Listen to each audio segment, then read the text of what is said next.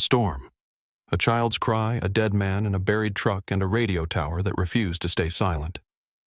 Pine Hollow wasn't supposed to exist anymore. But when a Marine and his dog stumbled onto its frozen secrets, they unearthed a fight between greed and grace that would shake the country. The last words ever transmitted there still echo today. Like and subscribe if you're ready to hear them, because this is where the wind started talking back. Snow came first as a whisper, then as command. It dusted the road in pale lines that vanished under the tires of Jack Merritt's government SUV, the headlights slicing through a curtain of white that grew thicker with each mile. He had been driving since dawn across the northern edge of Montana, heading back toward base after a winter training rotation that felt longer than it should have. The radio had gone dead an hour ago, his phone soon after. Only the hum of the engine and the steady breathing of Boone, his German shepherd, filled the silence. Boone sat upright in the passenger seat, tail curled over his paws, every nerve alert. When the dog's ears pricked forward and he gave a low warning whine, Jack glanced at him. "You smell it too." The question was habit. Boone didn't need words. The dog's amber eyes shifted toward the windshield where flakes danced like static. Jack eased the vehicle to the side headlights, catching the glint of frozen branches. He cracked the window. Cold air rushed in sharp as glass laced with the faint scent of wood smoke. Someone was burning a stove out here, miles from the nearest sign of town. He looked at Boone, who tilted his head once decisively. "All right," Jack muttered. "We'll take a look."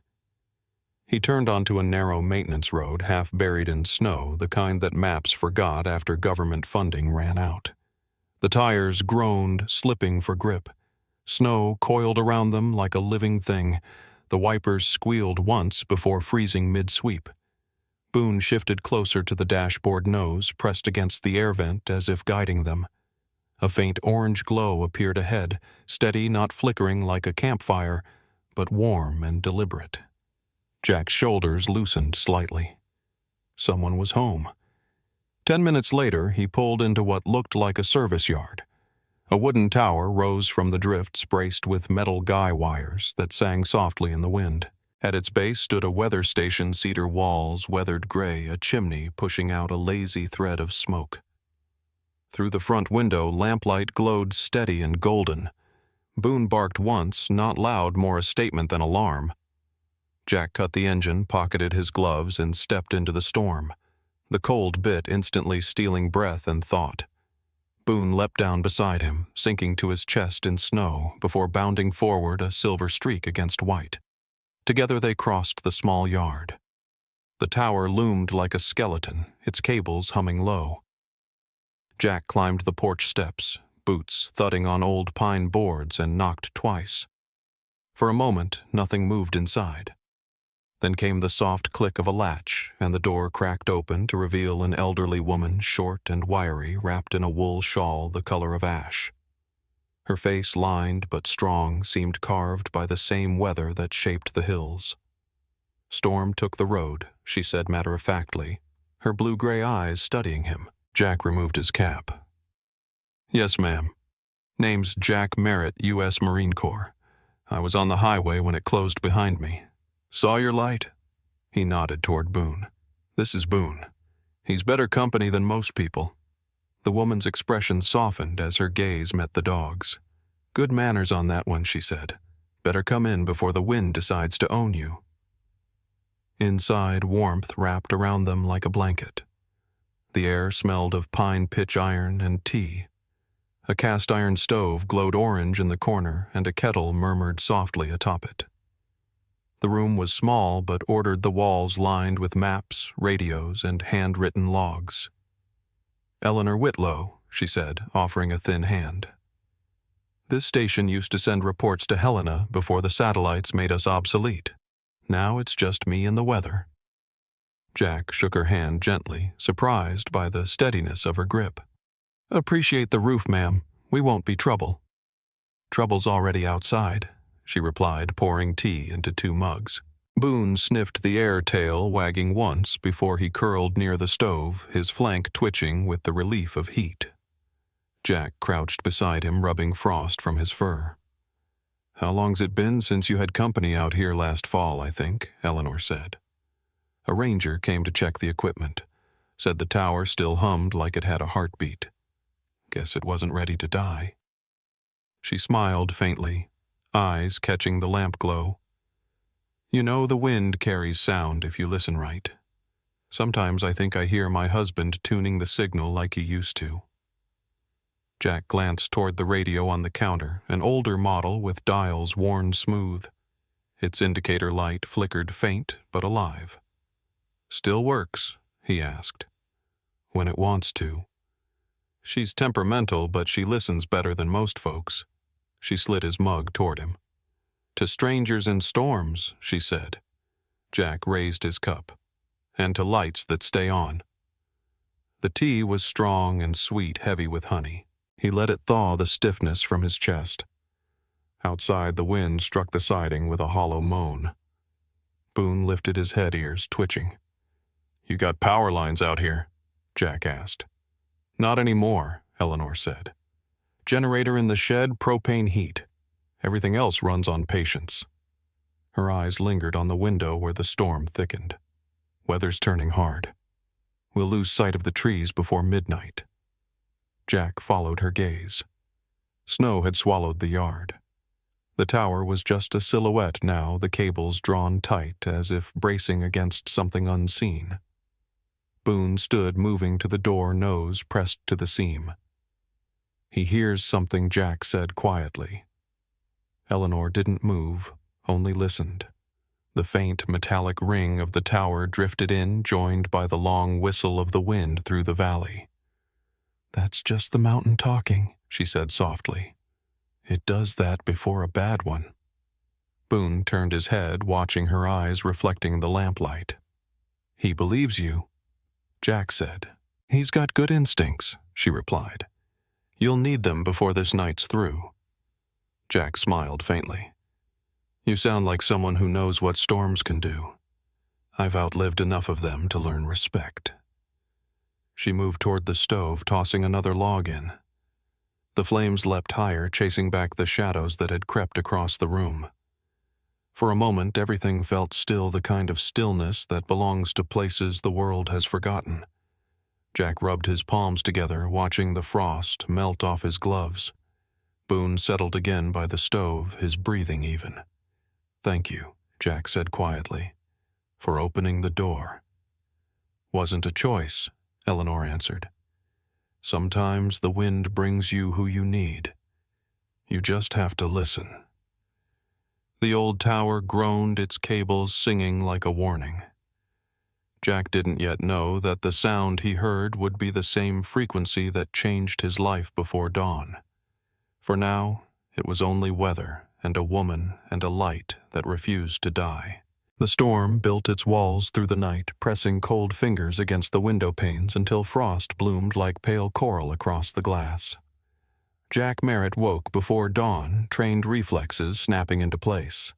The wood stove had dimmed to embers, its glow faint and red as a heartbeat under ash.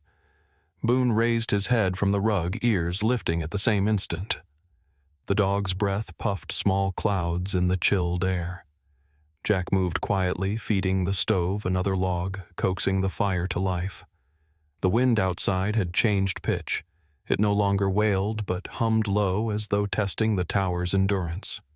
He glanced toward Eleanor Whitlow's corner of the small cabin and saw her already awake, wrapping a shawl tighter around her shoulders as she studied a logbook under lamplight. "You're up early, ma'am," he said. She smiled without looking up. The storm wakes anyone with a conscience. The tower needs watching. Jack nodded, then gestured toward the radio, sitting silent on the counter. She's still working. When she wants to, Eleanor replied, lifting her gaze to meet his. Sometimes I think it listens before it speaks, like a person. She rose and motioned toward the door. Come on, Marine. If we don't check those lines before daylight disappears again, we'll lose the tower's voice entirely. Jack slipped on his parka and followed her outside with Boone close behind. Snow reached to his knees now, the kind that burned the lungs when breathed too deep. The tower loomed higher than it had last night, a black skeleton rimed with ice. He climbed halfway, hands burning from the cold metal, and began clearing frozen cables while Eleanor steadied the base. Boone paced below, tail-sweeping snow eyes tracking every movement.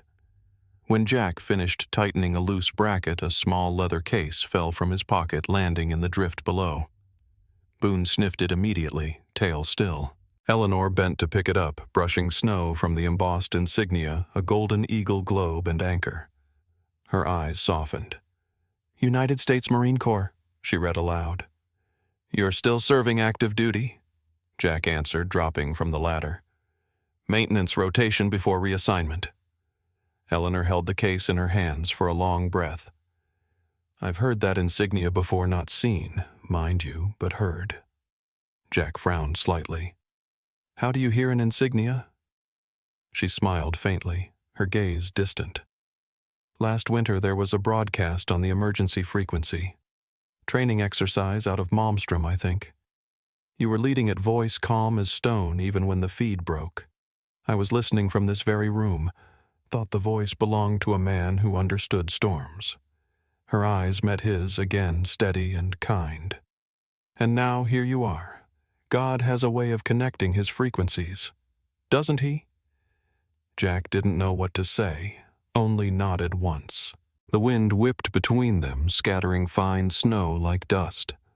Boone barked suddenly sharp and brief, circling the base of the tower. His nose traced an invisible line toward the cabin, back and forth, then locked onto something under the porch steps. "He's found something," Jack said, following. Boone dug with quick, efficient movements until the corner of a rusted latch appeared. Jack cleared snow away and revealed a small steel hatch built flush with the foundation half hidden by age. Eleanor's brow furrowed. "I haven't opened that since my husband died. I thought it was just storage for cables."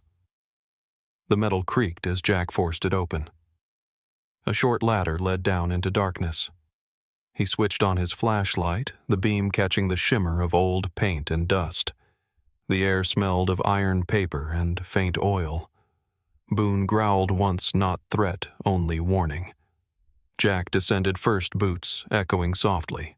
The space was small, just wide enough for a workbench, shelves, and a metal cabinet embedded into the wall. He tugged the handle, but it resisted. "Locked," he said. Eleanor handed him a ring of old keys from the hook above the bench. "Try the square one." It fit. The lock turned with a reluctant sigh, and the door swung open. Inside lay a series of rolled maps tied with cotton ribbon, yellowed but intact. Each bore an official red stamp. Jack spread one on the bench, the beam of his flashlight sweeping over precise contour lines in neat handwriting. Pine Hollow Conservation Boundary. He read, tracing a line with his gloved finger. Beneath the title, a seal of the Federal Conservation Bureau gleamed faintly, and below it in ink, faded but legible. Someone had written, "Not for transfer. Permanent preserve." Eleanor inhaled sharply. "My husband was part of that survey team during the 50s. He said the land was protected by law, unbreakable. But after he passed, men from Summit Ridge came asking questions. I told them I didn't know where the documents were. I thought they were gone with him." Boone nosed the cabinet again, tail wagging once as if confirming it was no accident he'd found it. Jack folded the map carefully. "This might be the only original copy left. If that company's been trying to claim the land, this is what they need, buried." Eleanor's eyes narrowed, her hands trembling slightly. "And now we know why the tower's been sabotaged every winter. They don't want anyone transmitting proof." Jack straightened, hearing the storm tighten its grip above them. The hum of the cables outside had changed pitch again, deeper now, like a warning. "We'll keep it safe," he said. "You have my word." Boone gave a quiet bark, low and short, his gaze fixed on the ladder leading back up. The dog's instincts were sharp. He knew when time was running thin. Jack pocketed the folded map, climbed up, and sealed the hatch behind them. The world outside was nothing but white fury. The tower groaned under wind, its metal veins singing an anxious hymn. Eleanor looked toward it, then at Jack. "Every voice has its purpose," she said quietly. "Maybe ours isn't done yet." Jack met her eyes, the map heavy in his pocket. Boone pressed close to his side. "Then we'd better make sure the line stays open." The wind carried their breath away, but in the brief quiet that followed, he thought he heard it again, the faint rhythmic hum of a transmitter, finding its range, searching for a listener who hadn't given up. By afternoon, the snow had thickened into walls, turning the tower into a ghostly outline and the world beyond the window into a single white breath. Jack Merritt sat by the small table with the conservation map spread flat, tracing the ink with his gloved finger, while Eleanor Whitlow adjusted a gauge that refused to stay steady. Boone slept near the stove, paws twitching as though chasing some dream of motion. The wind had changed again. It no longer hissed. It roared, a full-bodied sound that made the windows tremble in their frames. Jack looked up as the room flickered, the lamp dimming to a dull orange before blooming back to light. Eleanor froze. "That's the grid," she whispered. "It's going." The next gust hit like a hammer, and every bulb in the cabin died at once. The hum of the generator sputtered twice, then gave out. Only the sound of wind and Boone's low growl filled the dark. Eleanor's breath came shallow and visible in the cold air. "We're blind now," she said, voice trembling. "No instruments, no forecast. The whole valley just went dark." Jack stood steady but alert. "We've got what matters," he said. "Fire and a roof." He reached for the lantern hanging near the window and lit it. The soft glow painted the room in gold and shadow. Boone padded closer to the workbench nose, working furiously. The dog's tail brushed against the control console, sending a small cascade of dust into the air. "Easy, partner," Jack murmured, but Boone didn't stop. He pawed once, twice, and his claw struck a recessed switch beneath the table. A sharp click echoed, followed by a low hum. The emergency board on the wall flickered to life, one red light pulsing faintly. Eleanor turned toward it, astonishment cutting through her fear. That shouldn't even work. The batteries were stripped years ago. Jack checked the panel. "Looks like somebody built in a failsafe," he said. "Your husband, maybe." She nodded slowly, eyes glistening. "Arthur never trusted government cutoffs. Said the air always deserved a voice, even if no one was listening." The static on the radio came alive, thin at first, then widening into a low, continuous tone. Jack adjusted the gain knob. Still pulling current. "We might have one frequency left." He leaned close to the mic. "This is Pine Hollow Station. Anyone receiving, respond." Only static answered a restless ocean of sound. Boone tilted his head, ears pivoting. Jack repeated the call.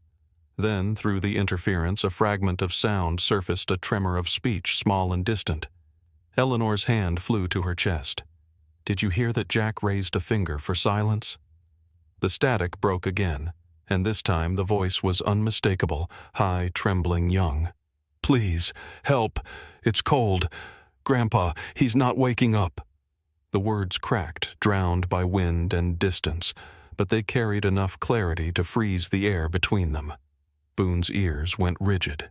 Eleanor gripped the edge of the table. "A child," she breathed. In this weather, Jack adjusted the frequency with slow precision, his military training taking over. "This is Pine Hollow Station," he said into the mic. "Say again, over." The line hissed, sputtered, then returned with more words, broken and panicked. "I can't see the road. There's a tower light. Please." Then silence. Boone barked sharply once toward the window as if he could see through the white. Eleanor's eyes met Jack's. "There's no one supposed to be near the ridge," she said. "Those woods have been closed since October." Jack grabbed his parka and clipped the portable transceiver to his belt. "Then someone's lost," he said, "and close enough to see your tower light." Eleanor's hands trembled as she reached for her scarf. "You can't go out there alone, not in this storm." "Boone's never left me alone," Jack replied, fastening his hood. We'll track the signal strength. If she's still transmitting, we'll find her." He turned to the radio. "Keep this channel open. If she speaks again, log the coordinates." Eleanor looked at him, fear and pride warring behind her eyes. "If you find her," she said softly, "bring her home to the light." Boone whined, low tail flicking with restless focus. The emergency lamp flickered as Jack opened the door. The wind surged in cold and biting. He stepped into it, feeling Boone press close to his leg. The snow was waist-deep now, erasing every trail. Behind him, the faint hum of the emergency power held steady. Eleanor's figure framed in the doorway, the lamp haloing her like a sentinel of warmth in a frozen world. Jack adjusted his earpiece. "Pine Hollow. This is Merritt outbound search pattern," he said, his voice calm but urgent. The static hissed. Then the same child's voice returned closer this time, thin but alive. "I can see your tower light. Please hurry." Boone barked once into the wind as if answering her, then lowered his head and began to lead. Jack followed the snow, swallowing his boots, the tower's glow fading behind them until it was only a memory pulsing faintly through the storm. Somewhere ahead beyond the white wall, a child's plea hung in the air like a promise. Eleanor Whitlow's hands trembled as she twisted the dial, the small radio sputtering between bursts of static and the faint, frightened rhythm of the child's voice. Jack Merritt had one boot already laced, the other half fastened, his breath steady, but his eyes calculating distance, wind, and time. Boone paced between them, restless nails clicking softly on the worn floorboards. The storm outside sounded heavier now, not a storm so much as a living thing breathing against the walls. "You can't go," Eleanor said suddenly, her voice breaking the hum. "You'll vanish out there like smoke. The valley's blind." Jack looked up, calm and unyielding. "Someone's alive out there, ma'am. That means there's a path. A path to what she demanded, clutching the edge of the table." "You don't even know where she is," Boone whined, turning toward the door, his body low and tense. His nose pressed against the gap under the frame. Then he scratched once, twice toward the north wall where the wind howled hardest. The dog barked softly, a quick pulse of sound that felt deliberate. Eleanor stared. "He's listening," Jack said quietly. "He's trained for this. He can pick up frequencies through vibration. He knows her voice is north." The dog turned eyes gleaming with focus and gave another low growl that sounded almost like insistence. Eleanor's shoulders slumped. "Even if he does," she said, her voice shaking, "it's madness to follow a signal through a storm like this. The mountain takes men who think they're stronger than it." Jack stepped closer, resting a gloved hand on her shoulder. "With respect, ma'am, the Marine Corps doesn't train us to think we're stronger than nature. We're trained to move when others can't." He reached for his parka, fastening the straps with measured precision, then clipped the portable locator to his belt. He pulled another small transmitter from the shelf and attached it to the radio panel with a short wire. "If we lose signal, this will keep broadcasting our coordinates every 60 seconds. You'll know if we're still breathing." Eleanor blinked away the wetness in her eyes, forcing herself to steady. "I should never have lit that lamp," she whispered. "It brought you here, and now it might take you away." Boone gave a sharp bark tail, raised, pressing against the door. The wind pushed back, howling through the cracks as if answering him. Jack adjusted his hood, then turned to Eleanor. "If she's alive, we can reach her before the temperature drops again. I'll keep the transceiver open. You'll hear us the whole way." Eleanor hesitated, then turned toward the small cabinet Boone had discovered the day before. From the top drawer, she retrieved a thin silver key strung on a frayed piece of wire. It was stamped with tiny letters, FCC 1958. She placed it in his hand. "This belonged to my husband," she said quietly. "Arthur was the one who built this station back when radio was still a kind of faith. That key starts the auxiliary beacon at the tower's base, the one that speaks in Morse to the Weather Bureau. It hasn't worked in years, but if you find yourself lost, if the storm decides you don't belong, make it listen. It remembers how. Jack turned the key over in his glove, the metal cold enough to sting. "If I get turned around," he said, "I'll make sure the storm hears." Eleanor's expression softened at the echo of her own words. "Then go," she said, voice trembling with both fear and command. Boone pushed at the door again, and the latch rattled under his paw. Jack opened it, and the wind entered like a beast freed from its chain. Snow swirled into the room, erasing the edges of furniture, the scent of tea and wood smoke. For an instant, Eleanor looked smaller, framed by the glow of the lantern behind her, her silver braid stirring in the draft. "Bring her home," she whispered, barely audible over the roar. "And bring yourself back with her." Jack nodded once. "Aye, ma'am." Boone bounded into the white, his body swallowed almost instantly by the drift. Jack followed, head low, breath burning in the frozen air. He could hear the tower groaning somewhere above the wind, its cables singing a faint metallic hymn. He glanced back once, just long enough to see Eleanor watching from the doorway, her hand resting on the radio, as if it were a living pulse, and then the storm closed between them like a curtain. The snow struck his goggles in sheets, but Boone's shape moved steadily ahead, a dark ripple against the pale. The signal in his earpiece crackled faintly. Eleanor's voice cutting through Pine Hollow to Merritt. "Do you copy?" "Copy," Jack answered, tightening his grip on the transceiver. "Heading north-northeast, tracking signal."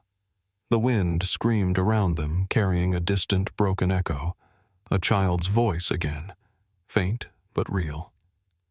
Boone barked once and began to run, leading the way into the blinding white, where sound and sight became the same uncertain thing. Jack followed the FCC key, pressing cold against his chest. The storm listening now as if it too wanted to know how the story would end. The storm swallowed sound and shape until even the sky disappeared. Jack Merritt moved through it like a shadow bent against the wind, one gloved hand holding the transceiver close to his mouth. Pine Hollow. "This is Merritt," he said, voice barely audible. "Visibility near zero, heading north by northwest elevation. Steady." Static answered the faint pulse of Eleanor's beacon, still alive somewhere behind him. Boone trudged ahead, his thick coat caked with frost tail, low but steady. The dog's head stayed high, nose cutting the air, as if following a rhythm only he could hear. Snow clung to Jack's lashes and froze on his hood. Each breath came as a cloud that vanished the instant it met the wind. Time was strange here. Minutes felt like hours, footsteps like miles. Then Boone stopped. His body stiffened, nose twitching. He gave 3 sharp barks, low and deliberate. Jack knew that signal from training. It meant fuel-cold metal, something human. "What is it, boy?" he murmured, crouching beside him. Boone pawed at the snow, digging with powerful strokes until a dark glint appeared beneath the white glass, then steel. Jack brushed away more snow and felt the contour of a vehicle door frozen shut. He leaned closer and saw through the frosted window the unmistakable curve of a dashboard. An SUV, half buried. "We've got a car," Jack said into his mic. "Marking coordinates." Boone barked again, circling the spot. The smell of gasoline hung faintly in the air, sharp and out of place in the frozen wilderness. Jack wiped the window with his sleeve and peered inside. 2 shapes. One slumped forward over the steering wheel, still the other smaller, curled up in the passenger seat, barely moving. "Hold on," Jack muttered, yanking at the door handle. It resisted, frozen tight. He swung his pack off and pulled the emergency pick from its strap, wedging it under the latch until it gave with a metallic crack. The door opened with a groan. The man in the driver's seat was pale frost blooming on his beard and coat. Jack pressed 2 fingers to his neck, then drew back slowly. "Too late," he said softly. Boone whined low, his tail still. Jack turned to the passenger side. The girl was maybe 10, her cheeks flushed with the faint pink of near-frozen skin lashes rimed with ice. Her arms were wrapped around something clutched tightly to her chest, a folded sheet of paper stiff with cold. Jack reached in gently. "Hey, sweetheart," he said, voice low and steady. "You're all right now. We've got you." Her eyelids fluttered, and she made a small sound more breath than word. He pulled her into his arms, wrapping his parka around her small frame. Boone stepped closer, pressing his nose against her wrist, sniffing once before licking her glove gently. "Good boy," Jack whispered. "We found her." He carried her away from the vehicle, sheltering her from the wind. The girl's lips moved faintly. "Grandpa. Frank?" Jack looked back at the SUV and nodded once quietly. "He's resting, kiddo. You hold on now." Boone barked twice, the sound sharp in the wind. Jack turned, expecting to see the familiar shape of the tower's glow somewhere behind the blizzard. Instead, Boone's body stiffened again, his gaze fixed toward the tree line where the snow blurred into darkness. "What is it?" Jack asked, but Boone didn't move. Then through the white, a faint light flickered, a headlamp distant but deliberate cutting across the ridge. It wasn't the warm gold of Eleanor's tower. It was harsh white mechanical. A pickup. Black heavy, the engine's growl, reaching them even through the storm's howl. The headlights paused, framed for an instant by the curtain of snow-like eyes studying prey. Then they turned away and vanished behind the ridge. Boone's growl rumbled low in his chest. Jack's instincts tightened. "Someone else is out here," he muttered. He adjusted the transceiver. "Pine Hollow Merritt. I've located the child. One deceased adult. We may have company repeat company." The static hissed back, but no voice came through. The storm had swallowed the signal again. He shifted the girl in his arms. She shivered violently, clutching the folded paper tighter. Jack pried it gently from her hand and saw the faint outline of Pine Hollow printed across it, the same conservation map he and Eleanor had uncovered. A child shouldn't have had this, not unless someone gave it to her. He folded it, slid it into his chest pocket, and whispered, "We'll talk about this later, kid." Boone pressed against his knee, waiting for command. "We head back," Jack said. "We've got to get her warm." The dog barked once, but his eyes still darted toward the ridge where the pickup lights had vanished. The storm howled louder now, as though aware of being watched. Jack began the trek back toward the tower, the girl's head resting against his shoulder, Boone close beside them, every step measured and silent. Somewhere out in the blizzard, another engine turned over, faint and hungry. And though the snow drowned most sounds, Jack could feel it, the strange pulse of something human and cold, following the same frequency he was. The storm had begun to ease when the first outline of Pine Hollow's radio tower reappeared through the blowing snow, its blinking light weak but steady. Jack Merritt trudged forward, the child's weight a fragile warmth against his chest. Boone pushing ahead to break the drifts. Every breath burned his lungs with cold. Every step felt heavier than the last. When they finally reached the cabin door, Boone barked twice, sharp and urgent. Jack kicked the snow from his boots, then forced the latch open. Warm air rushed out, then stilled. Inside, Eleanor Whitlow was slumped over the transmitter table. Her head tilted forward, the oxygen mask she sometimes used for her lungs dangling uselessly from her neck. The radio still crackled faintly, the emergency light flickering red. Eleanor Jack's voice filled the small room. He laid the girl on the cot near the stove and rushed to the table. Eleanor's pulse was weak, her lips pale. Boone whined, pawing at Jack's sleeve, then ran to the corner cabinet and barked again. Jack followed, finding the small green tank of oxygen tipped on its side, its valve nearly closed. "Good boy," he murmured, twisting it open and fitting the mask back over her face. Boone tugged at his sleeve again, then gripped the cuff gently in his teeth, pulling until Jack steadied Eleanor upright. The dog didn't let go until he saw her chest rise shallow but steady. Jack stroked Boone's head. "You just saved her life, partner." The dog gave a low huff, tail flicking once before returning to lie beside the stove, eyes still watchful. Jack turned back to Eleanor as her eyes fluttered open. "Jack," she whispered, voice rasping.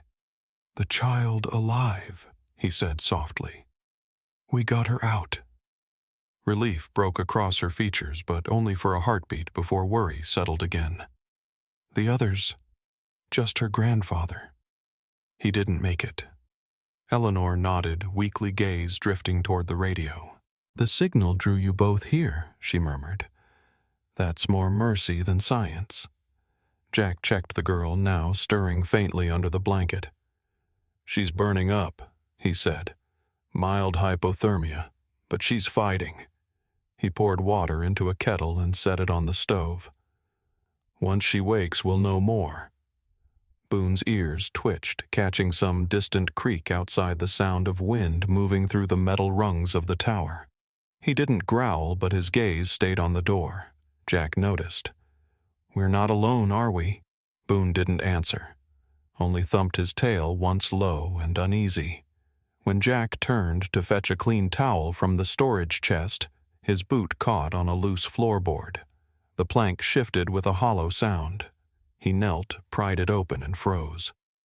Underneath, wrapped in oilcloth, lay a metal box the size of a field radio. Its paint was faded, stamped with the letters U.S. Signal Corps and a date 1961. Jack brushed the dust from the surface, then opened it. Inside were stacked panels of circuits, a headset, and a folded document labeled Emergency Transmit Protocol Cold Line. The frequency range was familiar, one he'd used in Marine communications training, long declassified. "Eleanor," he called softly, "did you know this was down here?" She blinked, dazed but curious. "Arthur told me this place had roots in something old," she whispered. "But I thought he meant the Weather Bureau, not—" Her voice trailed off as she saw the insignia on the box. "That's government issue." Jack nodded. This station wasn't just civilian. It was a Cold War backup channel. Pine Hollow was meant to relay defense messages if the main lines went dark. He lifted the transmitter gently, noting the crystal casing and frequency dial. Someone modified it. This could still reach high-frequency military bands. "Can it reach help?" Eleanor asked. Maybe Jack said connecting the power lead to the auxiliary port. The machine hummed faintly. Boone lifted his head at the sound, ears twitching. Jack smiled faintly. He knows it's alive. He tested the dials, adjusting until the static softened. "Pine Hollow to Regional Command.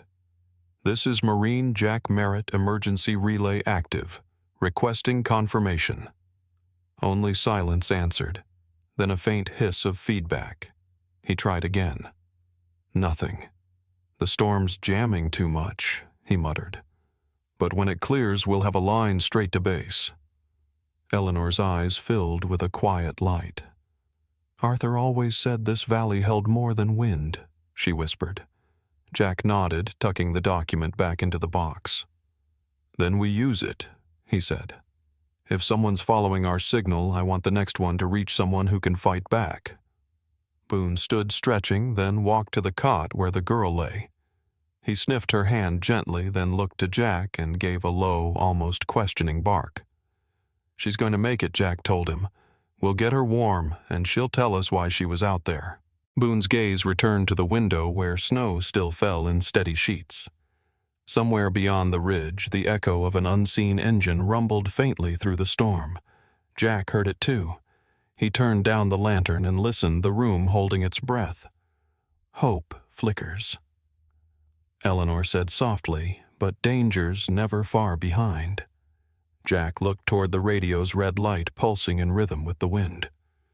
"Then we stay awake," he replied, "until it chooses which one to take first." Morning arrived in a pale wash of light filtering through the frosted window panes of Pine Hollow Station. The storm had quieted, but its silence felt heavy, as though it was listening. Jack Merritt sat beside the stove, mending a torn strap on his parka, while Boone dozed nearby, one eye half open, the steady rise and fall of his chest matching the slow crackle of the fire. The girl, Clara, as Eleanor had learned from the papers in her coat, slept under a pile of blankets, color slowly returning to her cheeks. Eleanor, pale but recovering, sat at the transmitter table, her frail fingers tracing the metal edges of the old radio, like a pianist remembering forgotten notes. For a while, none of them spoke. The only sound was the faint hum of the generator and the distant groan of ice settling on the roof. Then Eleanor broke the silence. "You should know why this place matters to me," she said quietly. Jack looked up. "You don't have to." "I do," she interrupted softly. Her voice had the tone of someone confessing not out of fear but out of obligation to the truth. In 1972, my son Henry worked for the U.S. Weather Bureau. He was the youngest systems engineer they had, brilliant but reckless. Pine Hollow was his project, a high-frequency relay meant to link the Great Lakes monitoring network. The tower out back, the one that sings in the wind, that was his design. She paused, eyes unfocused, the firelight flickering across the silver of her hair. That winter, there was a storm worse than this one. They were recalibrating the antenna when the ice snapped the central mast. It came down in seconds. Henry was on it. Her voice faltered, barely a breath. "I got the call at midnight. I came here the next morning and never left. Arthur, my husband, rebuilt what he could of the station, but I kept it running after he passed. Every transmission, every maintenance log, it was my way of keeping my boy's voice alive. I thought if I kept the frequency alive long enough, maybe God would forgive my silence that night." Jack didn't speak at first. The fire popped softly, filling the room with the scent of pine smoke. Finally, he said, "You've done more than keep it alive. You've given it purpose." Eleanor smiled, faintly. Eyes glassy. Purpose is just guilt with a second chance. Boone shifted, lifting his head at the sound of the wind outside. Jack reached for the folded map he had taken from Clara's coat and laid it beside Eleanor's old blueprint of Pine Hollow. The 2 pages, though decades apart, matched perfectly. Same landmarks, same coordinates. Even the signature in the corner, a faded seal, marked Federal Conservation Reserve. He placed Frank Dean's field notes beside them. "Clara's grandfather carried this," Jack said. "The map proves that Summit Ridge Group falsified their purchase contracts. The land never left federal protection." Eleanor leaned forward, scanning the ink with practiced eyes. "Frank Dean," she murmured. "He used to call the station sometimes back when Arthur was alive. Said he was a surveyor for the state, worked on mapping the watershed. He warned us, once told Arthur that some files were being rewritten in Lansing, entire boundaries redrawn." Jack nodded. He must have found proof. "This," he said, tapping the edge of the paper, "is what got him killed. He was bringing it to someone before the storm hit. Maybe a reporter, maybe a lawyer." Boone gave a low growl tail, brushing the floor. "You think someone followed him?" Eleanor asked. "I saw a black pickup near the ridge," Jack said. "They're not random travelers. They were tracking our beacon, probably hoping to retrieve whatever Frank was carrying before we did." Eleanor's expression hardened, the frailty in her face replaced by something sharper. "Then they'll come again." Jack nodded. "That's why we need to make this public before they silence the frequency." He glanced toward the cold line transmitter under the floorboards. That system might be the only thing strong enough to reach a federal relay. If we can patch it through your antenna, we can send both maps and Frank's notes out before anyone cuts us off. Eleanor reached for her tea, her hands steady despite the tremor in her breath. "You think the world still listens to truth, Jack?" "No," he said quietly. "But I know it listens to noise. We just have to make ours loud enough." Boone stood, stretching his paws, thudding softly against the wood. He walked to Clara's cot and sniffed her face gently. The girl stirred, whispering something in her sleep, 2 words that made Jack look up sharply. The ridge she murmured, barely audible. "They're still there." Eleanor's eyes widened. Jack stood adjusting his coat. "She's seen them," he said. "That means they know she's alive." Outside, the wind picked up again, rattling the tower's frozen cables like warning bells. Eleanor whispered, "Then the storm isn't over." Jack looked at Boone, who was already staring toward the door, ears forward, body tense. "No," he said. "It's just changing direction." Darkness returned like an old enemy. By evening, the storm had calmed into a whispering drift, but the air around Pine Hollow felt charged, restless, as if the snow itself were waiting for something to move. Jack Merritt checked the outer locks while Boone circled the perimeter, his paws soundless on the boards. Inside, the generator's hum filled the cabin with a low vibration, steady but fragile. Eleanor Whitlow sat near the radio, her eyes reflecting the flicker of the lamp. Clara slept again on the cot, her breathing light and even. "They won't give up," Eleanor said quietly. "Men like that never do. They'd rather burn history than let it speak." Jack tightened the strap of his rifle case. "Then we'll keep it speaking." He looked through the frost-streaked window toward the tower, where the red beacon pulsed against the white sky like a heartbeat refusing to die. Hours passed without incident, just the steady hiss of wind along the eaves. Jack began to think the danger had passed. Then Boone's ears twitched. The dog lifted his head, nostrils flaring, body tense. A low growl vibrated in his chest. "What is it, boy?" Jack whispered, rising. Boone moved to the door, tail stiff, then barked once, sharp, urgent warning. The lights flickered. A split second later, everything went black. "Generators down," Jack said. Voice calm but tight. He grabbed his flashlight and moved to the control panel. The backup line had been cut clean.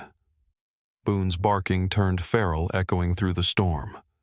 Jack flicked on his tactical light, the narrow beam slicing across the snow outside. For a moment, nothing, then movement. 2 shadows darting near the base of the tower. "Stay with her," Jack told Eleanor and slipped out into the cold. The air was heavy with the scent of ozone and gasoline. Boone ran ahead, barking in bursts to keep the intruders in sight. Jack followed, moving low between the drifts, his flashlight beam bouncing across footprints half swallowed by snow. A metallic clang rang out near the shed, then silence. Jack raised the light and caught a glimpse, 2 men in parkas' faces, hidden behind masks. One crouched near the power line junction. The other froze as the beam hit him. "You're trespassing," Jack called, his voice steady. The man turned, startled, then shouted something to his partner. Boone lunged forward, teeth bared, stopping just short of them. One of the men cursed under his breath and bolted toward the truck idling at the tree line, a black pickup, its engine rumbling low like an animal in wait. The second man stumbled, dropping something before following. Jack's flashlight caught the glint of a metal emblem on the fallen object, a glove, black leather stitched with a silver crest, Summit Ridge Group. The truck spun its tires and vanished into the white night taillights, fading like embers. Boone barked after it, then turned to Jack, breathing hard snow clinging to his muzzle. "Good work," Jack said, picking up the glove. They didn't get what they came for. He looked toward the tower. The top beacon still blinked red through the snow, defiant. Back inside, Eleanor sat by the radio, her face pale. "They were cutting the power," Jack said. "Probably to kill the transmitter." Eleanor nodded slowly, her expression unreadable. "They'll be back," she murmured. Men like that never leave unfinished silence. She adjusted the frequency dial, listening to the steady hum of the cold line system below the floor. Suddenly, the signal warped, first a high-pitched whine, then a voice breaking through the static. A man's voice, smooth but edged with malice. "Turn it off," it said. The sound was close, too clear to be from far away. "You hear me, old woman? You kill that signal or the tower goes down with it." The room froze.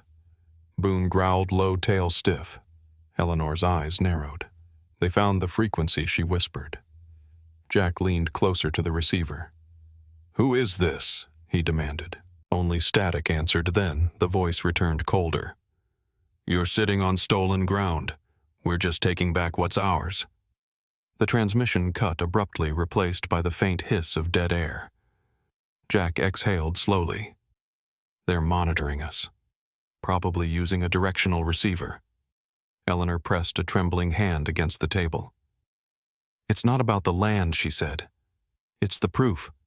That tower carries the last record of Pine Hollow's federal claim. If it burns, the paper and the frequency die together." Jack looked toward the window where the snow reflected the red pulse of the tower light. "Then we don't let it burn," he said. Boone barked softly as if agreeing. Eleanor reached out her fingers, brushing the old FCC key still hanging from Jack's neck. "They want silence, Jack," she said. "Make sure they get noise instead." Jack nodded. "We will," he said quietly. "And we'll make it loud enough to wake the mountain." Boone returned to his post by the door, his eyes trained on the dark ridge beyond the clearing. Somewhere out there, engines rumbled faintly again, circling the valley like vultures waiting for light to die. Inside Pine Hollow, the lamp flickered once caught and steadied its glow, weak but stubborn, the same way hope survives when nothing else should. The storm had grown restless again by the second night, its voice deeper and crueler than before. The wind tore at the eaves, the snow moved in spirals, and the tower groaned like a ship at sea. Jack Merritt could feel it in the floorboards, the slow, rhythmic vibration that meant lightning was building in the clouds above. Boone stood by the door, hackles raised tail low, every muscle tight as wire. Eleanor Whitlow sat wrapped in a wool blanket near the transmitter, her face pale, the glow of the radio painting her eyes in ghostly light. "The pressure's dropping too fast," she murmured. "We're sitting under a live wire." Jack checked the readings on the control panel. The static levels were spiking beyond safe limits. "If the tower takes a hit," he said, "the surge could travel straight down the line."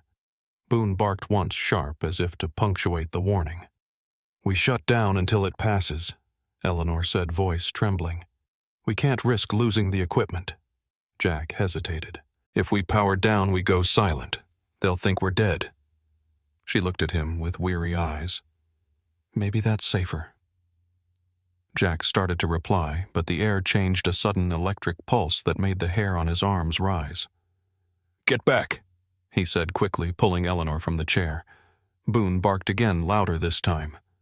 Then the world exploded. The strike came with no warning, a white spear from the clouds that split the night open.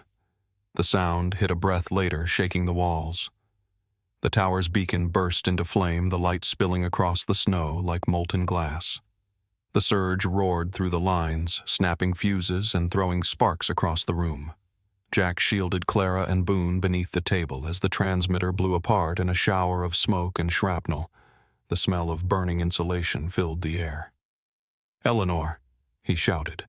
She was on the floor near the wall, one hand pressed to her side where a wooden shard had caught her. Boone ran to her, whining, licking her wrist as if to wake her. Jack knelt beside her, scanning for the wound. Blood seeped through her sweater, dark and slow. "Stay with me," he said, tearing a strip from his sleeve to press against it. Her eyes fluttered open, cloudy but aware. "It's all right," she whispered. "The storm finally found me." "Don't talk like that," Jack said. "We're not done." Eleanor reached weakly toward the chain around his neck. Her fingers brushed the FCC key. The key, she breathed. "It opens under the floor." Jack leaned closer, trying to hear over the crackle of fire. "What floor?" "The old transmission deck," she rasped. "Arthur built a lockbox there. I left it for when truth needed proof." Her hand fell away, her breathing shallow. Jack gripped her shoulder. "Eleanor, stay awake." She smiled faintly, eyes unfocused. "Tell Henry. His work still sings." Then her eyelids drifted closed, her chest rising once, then stilling. Boone let out a soft whine, lowering his head against her arm. Jack swallowed hard, his throat tight, then stood. The fire was spreading up the cables, smoke thickening. "Come on, boy," he said hoarsely. "We can't let her die for nothing." He turned to Clara, who had woken frightened but steady. "You stay close," he told her. "No matter what." She nodded, eyes wide but brave. Together they moved to the transmitter floor, the planks still warm from the surge. Boone sniffed along the edges until he stopped at a section near the wall and pawed once. Jack knelt, ran his fingers across the boards, and felt a small notch.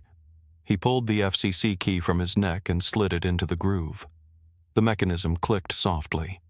A hidden panel lifted, revealing a small steel compartment built into the foundation. Inside, wrapped in oilcloth, were folders stamped with the federal seal. The top page bore a signature that made Jack's breath catch: Henry Whitlow, Systems Engineer, U.S. Weather Bureau. Beneath it, the red mark of a Federal Conservancy stamp. "Original preservation files," Jack murmured, unfolding another sheet. Dated 1971. Pine Hollow classified as perpetual federal property. Never decommissioned. He flipped through the rest survey maps, correspondence, authorization memos, all carrying official seals. Boone barked softly as if urging him to hurry. Jack grabbed the documents, sealed them in his waterproof pouch, and turned to Clara. "This is what your grandfather died for," he said. "This will stop them." Another rumble shook the walls. The tower outside was collapsing, its burning tip falling into the snow with a hiss of steam. Jack pulled Clara close and guided her toward the door. Boone lingered one last moment by Eleanor's body, giving her sleeve a gentle tug before following. "Goodbye, ma'am," Jack whispered, looking back once. "You kept the frequency alive." Then he stepped into the night. The storm had shifted east, the snow glowing faintly under lightning's afterglow. Behind them, Pine Hollow burned quietly, the tower still sending faint sparks into the wind, as if the mountain itself refused to forget. Snow fell softly now, a slow, merciful curtain that dimmed the ruins of Pine Hollow. The fire had died, leaving only smoke curling from the broken tower and a faint glow where metal still smoldered. Jack Merritt stood beside the remains, his breath rising in clouds, his uniform torn and blackened by soot. Boone leaned against his leg chest, heaving the fur around his muzzle gray with ash. Clara clung to her blanket, eyes wide but uncrying. The storm had passed, but the silence that followed was heavier than the wind had ever been. "She's gone," Jack said quietly, his gaze on the spot where they had laid Eleanor Whitlow beneath a tarp. The girl nodded slowly, her small voice barely a whisper. She said the storm would listen. Jack turned to the equipment case he had salvaged from the wreckage, his Marine HF transmitter dented but intact. "Then we'll make sure it hears," he murmured. He carried it inside the half-standing cabin, set it on the floor beside the melted remains of the old console, and began connecting what wires still worked. Boone settled near the door ears, twitching toward every crack of the collapsing wood. Jack's fingers moved fast, his training automatic now. "We've got one chance," he said under his breath. "If this hits the emergency channel before the battery dies, someone will come." He opened the pouch containing the federal documents, the ink still damp from melted snow. Beside them, folded neatly, was Eleanor's written declaration, signed and sealed years ago, addressed to the Federal Conservation Office in trust for the people of Pine Hollow. Jack set it in front of him, clipped the mic to his vest, and began transmitting. "Federal Rescue Command. This is Sergeant Jack Merritt, U.S. Marine Corps, transmitting on emergency frequency 428. Pine Hollow Station compromised. Contain evidence of federal land fraud. Request immediate extraction and verification." Static swallowed his words. He adjusted the gain voice firm. "Repeat. Pine Hollow Station federal documentation intact. evidence of criminal falsification by Summit Ridge Group. The speaker spat and hummed the signal unstable. Boone barked once, pacing nervously. "Stay with me, boy," Jack said. "We're almost there." A faint tone crackled through the receiver, a pulse that meant something or someone had heard. He switched frequencies, voice tightening. "Any unit. This is Merritt. Coordinates attached. 3 survivors, 1 deceased. Immediate attention required." The transmitter hissed, coughed, then cleared just enough for a new sound to cut through the voice of a young man, distant but clear. "Copy that, Pine Hollow. This is Federal Rescue Flight 9 Delta. We've got your beacon. Hold position. We see your flare." Jack exhaled relief, cracking his composure for the first time in days. "Roger that, 9 Delta. Battery low. Signal may fail." "Understood," came the reply. "Help's on its way, Marine." Boone barked a sharp, proud sound that echoed across the hollow. Jack smiled faintly. "You hear that, partner? We made it." But as he reached to secure the transmitter, the final surge of power sputtered the light, dimming to red. Before it died, the speaker came alive one last time, not with static, but with a familiar voice, thin and trembling, carried on a loop from the broken archives beneath the floor. Eleanor's voice. "Pine Hollow belongs to the people," she said. The words rose and fell through the frequency like a prayer. "Keep it breathing. Keep it honest." The signal faded, leaving only wind. Clara pressed her hands to her mouth, tears finally breaking free. "She's still talking," Jack whispered, staring at the silent radio. Boone whined softly, then laid his head on his paws. The low rumble of engines drew closer overhead. Through the window, a Federal rescue plane broke through the gray, its lights sweeping the valley.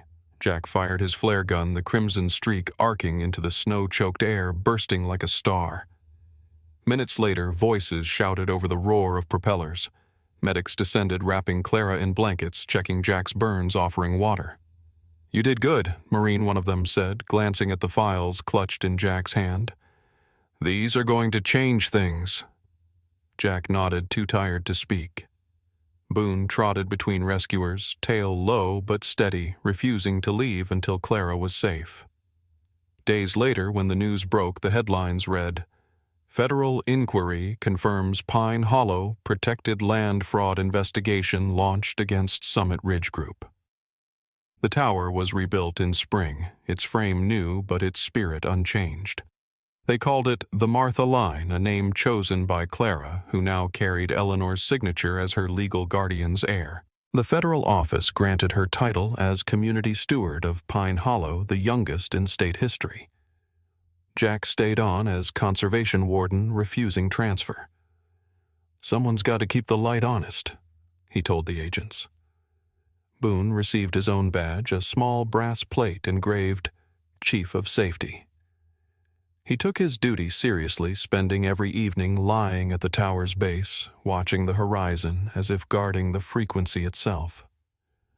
On quiet nights, when the wind came down the valley just right, the radio in the new station still caught a whisper, faint, gentle, like an echo from another time. It was Eleanor's voice again, carried by static and memory. The wind remembers those who listen. Jack would glance toward the tower, then a faint smile tracing his scarred face. Clara often joined him, her small hand resting on Boone's neck.